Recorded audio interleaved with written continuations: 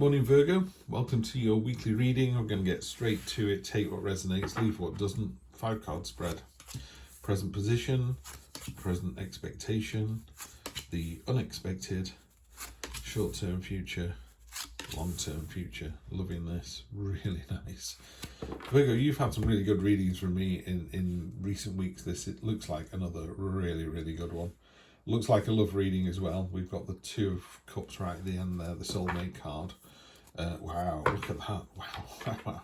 Wow. Ace of Pentacles on the bottom.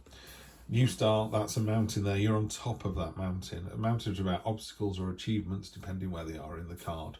You're very definitely on top of a mountain. You've achieved so much. And you can see all that here, all these coins hanging from these branches. Massive hammer and axe. You know, this is about creating your own happiness. This is about you driving that process forward, you know, owning your own power, going, no, this is how I want the relationship to go. This is going to be best for both of us. This is what is going to happen. King of Swords is very much my way or the highway. Been there, done that, you know. It's that energy where someone will say to you, the quickest way to get to work is to go down this back road here. And you go, no, I'm going to go on the main road, and it takes you an hour. And then the following day he goes, why didn't you use that? Oh, no, I'm just going to stick on the main road. And he goes, well, suit yourself. He's not going to tell you twice. He's just going, I told you the easiest way to do this. You ignored me, that's fine. If you come back and ask me again, I'll show you. I will demonstrate it. You know, he's got no secrets. He's not hiding anything. You know, he's sometimes seen as a bit heartless, the King of Swords. And he's not. He's just very stoic, and he's just been there and done that. And that's not an age thing, by the way. You could be 7 years old and say, I've been there and done that. If you were 7 years old and you climbed a wobbly tree, and when you pulled on the branch, it fell off, you hit the ground, and the branch fell across your chest, leaving a massive bruise, you would go, yeah, don't climb that tree. The branch is really brittle, it's old and dead, and they'll fall off and hurt you. You know, you could tell me that when you were 7 years old. So that's what it's about. It's like, I tried that and it hurt. I'm not doing it again, and I'm telling you not to do it. Yep, fantastic. Then we move to the Eight of Pentacles. This is about craftsmanship, diligence, reward for effort. It's people seeing what you can do. Again, mirroring the Ace of Pentacles here. You know, this hammer's smoking from all the use you're giving it. Pentacles are all about materialistic things and also doing things with your own hands. It's not the sword, which is the power of the mind. This is rolling your sleeves up and getting it done. This is in a relationship. If you get fed up because you're always doing the washing up, you speak to your other half and say, it's time you shared some of these burdens with me, you know. And it's not done in a mean way. Or it's like your other half coming home and going, wow, fantastic, the place looks like a show home. Oh my God, you've cooked as well. This is amazing, you know. So it's definitely you're being seen to be doing such a good job. Not just by your other half, this could be a work reading as well. But, you know, if you were in work, this is people going, wow, this person really knows the stuff, really knocking it out of the park. What's unexpected is the Emperor card. Now, normally the Emperor, I would say, is you. This feels like it's not. It feels like it's the other person. This person is... the Emperor is an amalgamation of all four kings. So they are emotionally stable, they're financially stable, they're mature, they're beyond competent, you know, they're an expert in their field. He is I keep saying deriding, that's not right, it's not right at all. He is creating order out of chaos. He's created this prism in one hand, he's got a list in the other, he's sat on this really solid granite marble, unadorned throne, if you like. And it's about order and control, but in its very best forms. You know, I often talk about him. You all say, come on, let's go to the zoo, or let's go to the beach for the day. And when you get to the beach, you go, oh, I wish we brought a towel. And he goes, I've got some in the back of the car. I wish we brought water. I've brought 8 bottles of water with us. You know, oh, it's getting very hot. Wish we brought suntan lotion. I've got it. It's just about just having everything in place. Yeah. So if you were buying a house, he would be like, yeah, paperwork's all done. I've spoken to the solicitors. You know, oh, we need to hire a car. It's done. What about moving vans? They're all booked.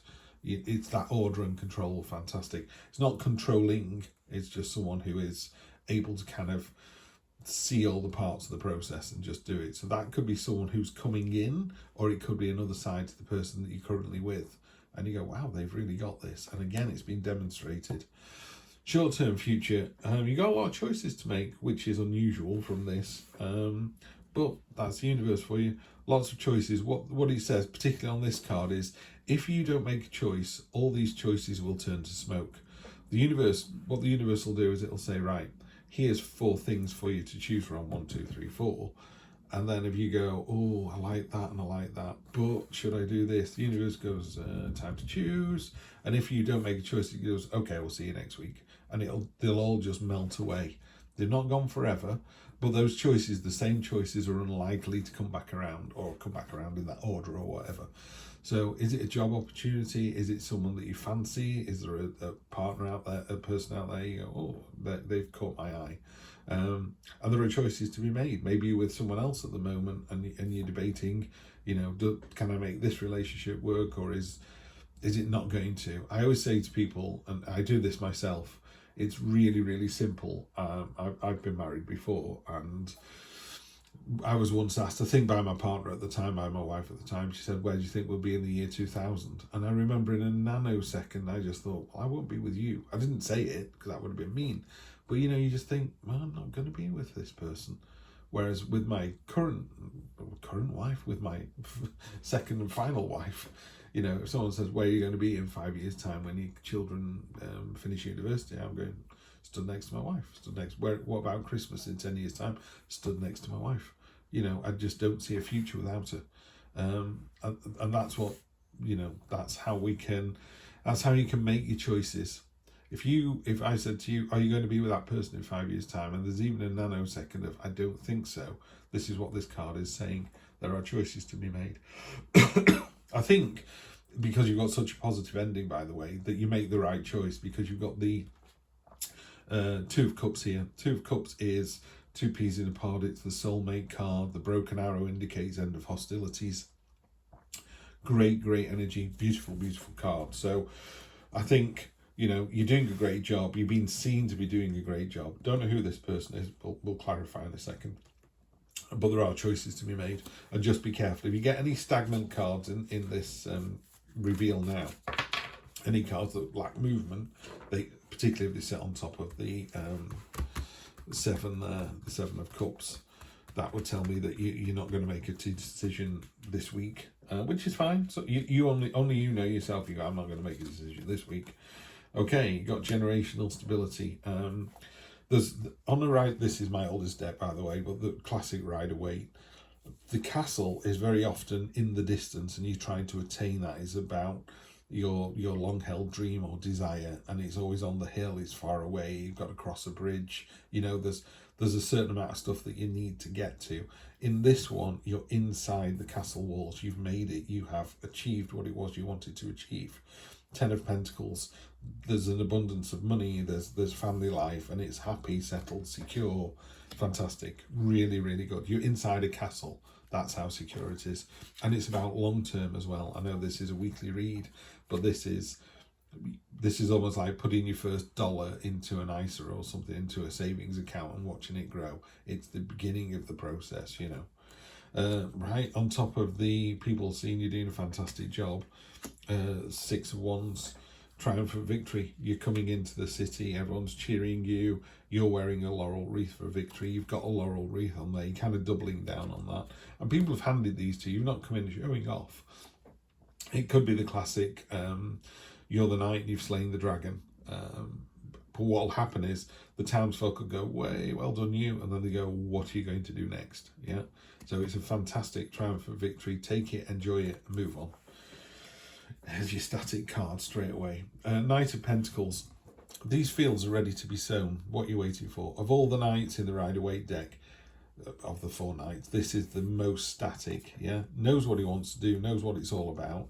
It's a yellow backgrounded card, so that's got some joy and confidence and radiation about it. You know, it radiates positivity, but it is a very static card. So what I would say is just be careful of that. You need some movement to make this choice here. Yeah, there you go. So head and heart. Temperance is finding that balance between the conscious and the subconscious. This angel has got 1 foot on land and 1 foot in the water. They're confidently pouring the water from one cup into the other. They are aware of their conscious and subconscious. They're aware of this balance. They're aware of finding temperance. Yeah. So that thing I talked about before, where if I said, "Are you, let's talk about a relationship." We've got Dave and Paul, and I say to Dave, "Will you be with Paul in 5 years' time?" And he's got that nanosecond where he goes, "Yes, I will." That's brilliant. That informs those choices. So you've just got to ask yourself that one question. It's really simple. And if you're not with someone at the moment, you could turn around and go, if I was with that person, would I be with them in the future? And if you go, no, it feels like a fling, then maybe don't do it. And if you go, yeah, I think they're my soulmate, then you should pursue that. 2 on top of a 2, that's always good to see. You've got the whole world in your hands. You've started the process. You've got one stick is in the ground and it's starting to produce. This is about beginning that journey. It's a pioneering card. It's a card of getting out there. And you've got the other one in your hand ready to go. So it's like phase 1 complete, phase 2 ready to go. I've got the whole world in my hands, and it's the fantastic soulmate card. I think you're in for a really, really good week here, Virgo, and you deserve it as ever. Have a lovely week, and I will see you next week for more of the same. Take care.